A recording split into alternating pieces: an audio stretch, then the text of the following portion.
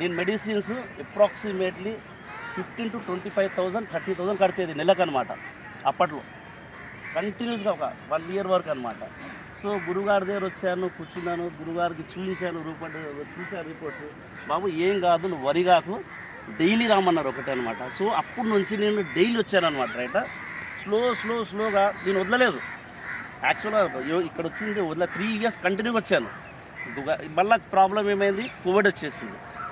Covid వచ్చేగానే మనం అలవాటు అయిపోయింది, కొద్దిగా రికవర్ అయ్యాను. సో వాక్ చేయగలుగుతాను, తినగలుగుతాను. మా మిస్సెస్ ఉంటే ఇంకా బాగా చెప్పింది, పాప ఆమె చాలా ఇబ్బంది పడ్డది అనమాట నా గురించి. సో రికవర్ అయ్యాను.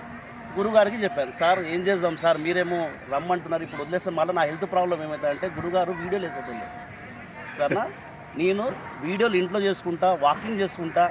సో అది అట్లా స్లోగా డెవలప్ అయ్యాను. సో నేను ఇప్పుడు రికవర్ ఆల్మోస్ట్ అయిపోయాను. మధ్యాహ్నం మళ్ళీ స్ట్రోక్ వచ్చింది, అంటే గిడ్డినెస్. మళ్ళీ హాస్పిటల్కి వెళ్ళాను. డాక్టర్ ఏమన్నాడంటే, బాబు నువ్వు ట్యాబ్లెట్లు బంద్ చేసావు కాబట్టి జరిగింది, మళ్ళీ వాడమన్నారు. మళ్ళీ వచ్చాను, బాస్ ఏం చెప్పమంటారంటే, వద్దు ధరమ్ సింగ్ ఏం చేయొద్దన్నారు, మీరు రెగ్యులర్ రమ్మంటే మళ్ళీ రెగ్యులర్, అంటే 15 daysకి ఒకసారి వస్తాను అనమాట. 15 days టూరింగ్లో ఉంటా. రైట్, అదే అయిపోయింది అనమాట. సార్ దాంతో థ్యాంక్స్ గురుగారు. ఓకే. ఆ రోజు చేసిన తర్వాత 80 సెకండ్ టైం నేను వెళ్ళిన తర్వాత డాక్టర్ అన్నాడు, ఆర్ యూ స్టిల్ లైవ్ అని చెప్పాడు కదా, ఇంకా నువ్వు బతుకున్నావా అని చెప్పాడు కదా. నా క్వశ్చన్ వేసాడు.